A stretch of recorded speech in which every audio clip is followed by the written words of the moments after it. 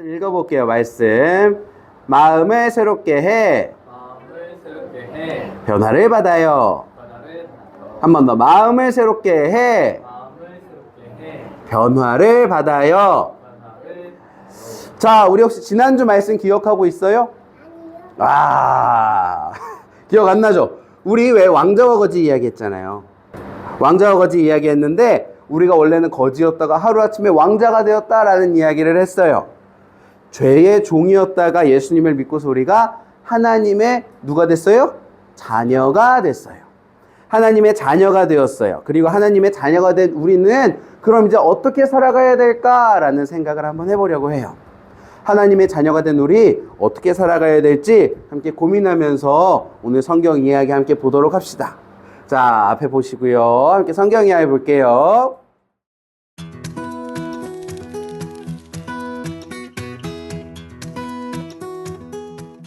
바울은 초대교회의 선교사이자 선생이었어요. 여러 곳을 여행하며 복음을 전하고 그리스도인들을 가르쳤죠. 직접 만날 수 없는 사람들에게는 편지를 썼어요. 바울은 로마에 있는 성도들에게 예수님을 믿는 사람은 하나님이 기뻐하시는 거룩한 삶을 살아야 한다고 말했어요. 하나님은 성도들이 서로 아끼고 사랑하며 살아가도록 부르셨습니다. 바울은 하나님이 우리를 긍휼히 여기신다고 말했어요. 하나님은 사랑받을 자격이 없는 죄인된 우리에게 사랑을 베푸셨어요. 바울이 말했어요. 그러므로 하나님이 기뻐하시는 모습으로 사십시오. 예수님을 믿지 않는 사람들을 따라 살지 마십시오. 하나님이 여러분의 생각을 바꾸시게 하십시오. 성령님은 여러분 안에 계십니다. 그분이 옳은 길을 보여주시면 하나님의 계획을 알게 될 것입니다. 자신을 더 낮게도 나쁘게도 생각하지 마십시오. 모든 사람은 똑같지 않습니다. 하나님은 모든 사람에게 믿음을 주시지만 믿음의 양은 저마다 다릅니다. 하나님은 각각 다른 선물을 주십니다. 예언이나 가르침의 선물을 주시기도 합니다. 어떤 사람은 섬김을, 격려를, 나눔을, 인도함을, 베품을 선물로 받았습니다. 몸의 각 부분이 힘을 합쳐 일하듯이 그리스도인들도 함께 일해야 합니다. 우리는 모두 예수님 안에서 한 몸입니다. 서로를 한 가족처럼 사랑해야 하죠. 우리는 소망 안에서 기뻐하고 힘들 때도 오래 참으며 기도를 멈추지 말아야 해요. 바울은 기뻐하는 사람이 있으면 함께 기뻐하고 슬퍼하는 사람이 있으면 함께 슬퍼하며 가능하면 모든 사람과 사이좋게 지내라고 했어요. 훗날 바울은 로마에 있는 감옥에 갇혔어요. 그곳에서 빌립보 성도들에게 편지를 썼죠. 바울은 그들의 삶 속에서 하나님이 일하시기 때문에 기쁘다고 말했어요. 성도들은 바울에게 헌금을 보내거나 그를 위해 기도했어요.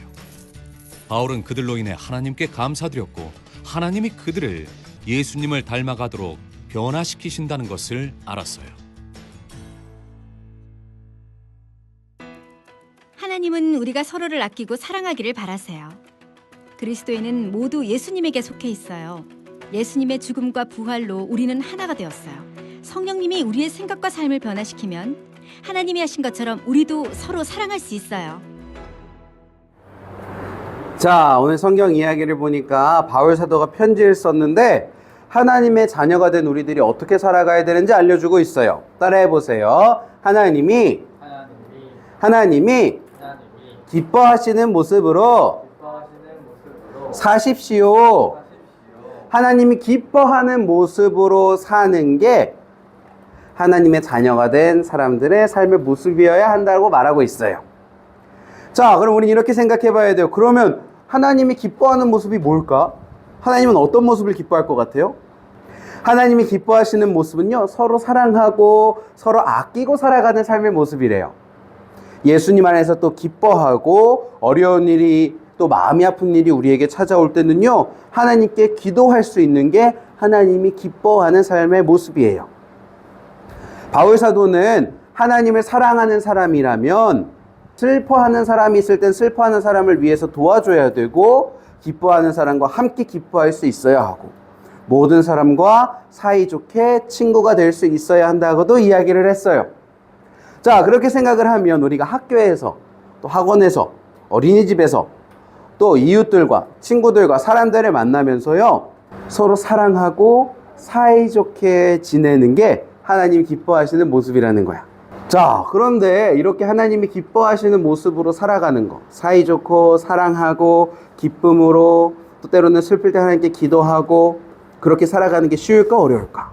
생각보다 어렵더라고요. 한번 상상을 해보는 거예요. 여기 한 친구가 있어요. 이 친구는요, 내가 정말 좋아하고 사랑하는 친구예요. 근데 이 친구가 뭘 좋아해요? 이게 뭐 같아요? 맛있는 초콜릿을 너무너무 좋아해. 이 친구가 내가 너무너무 사랑하는 친구인데 이 친구가 너무너무 초콜릿을 좋아해요. 그리고 내가 막 초콜릿을 먹고 싶어요, 이 친구가. 그럼 우리가 어떻게 하게 될까? 이 친구를 위해서 초콜릿을 주고 싶어 할 거야. 이 친구가 기뻐하는 모습을 보고 싶으니까. 내가 너무너무 사랑하고 좋아하는 친구에게 기뻐하는 모습을 선물하고 싶어서 아마 초콜릿을 주고 싶을 거예요. 내가 사랑하는 사람에게, 내가 좋아하는 사람에게, 내 소중한 사람에게 초콜릿을 선물해서 그 사람이 기뻐하는 모습을 보는 게 오히려 나에게 되게 행복하고 소중한 일이 되거든요.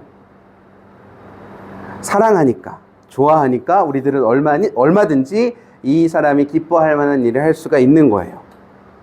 아까 우리가 하나님의 자녀들이 거룩한 삶, 사랑이 많은 삶을 살아야 한다라고 이야기했는데, 그렇게 사는 게 참 힘들지만 그럼에도 불구하고 우리가 그렇게 살아가야 하는 이유는 무엇이냐 하면, 따라해 보세요. 하나님을 사랑하기 때문에, 내가 하나님을 사랑하기 때문에 우리도 하나님이 기뻐하실 만한 삶의 모습을 선택해서 살아갈 수 있어야만 하는 거예요.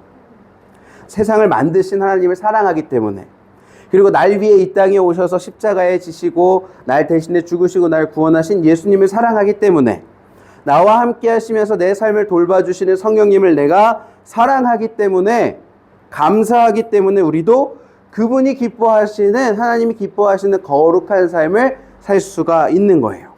그러니까 우리가 하나님이 기뻐하시는 거룩한 삶을 살기 위해서 가장 먼저 해야 되는 건 뭐냐 하면 하나님을 사랑하는 거야. 하나님이 나를 얼마나 사랑하는지 깨닫고 내가 하나님을 사랑하게 되면 나머지는 저절로 되는 거야. 우리가 부모님을 사랑하기 때문에 부모님의 기쁨이 되기 위해 노력하는 모습들이 있어요. 똑같아. 내가 사랑하는 사람을 위해 열심히 노력하게 되는 거예요. 내가 하나님을 사랑하기만 하면 거룩한 삶은 저절로 살게 되는 거야. 그럼 우리가 가장 먼저 기도해야 되는 건 뭘까요? 하나님, 내가 하나님을 더 사랑하게 도와주세요. 하나님을 정말 사랑하게 도와주세요. 하나님을 정말 소중하게 생각하게 도와주세요. 하나님을 향한 사랑이 깊어지면 저절로 우리의 삶에 거룩한 삶은 나타나게 됩니다. 바울이 말한 하나님의 자녀가 살아가야 하는 거룩한 삶을, 하나님을 사랑하면서 살아가게 되어지는 우리 새로운 교회 모든 식구들 되기를 간절히 소망합니다. 우리 함께 조금 기도해 보도록 하겠습니다.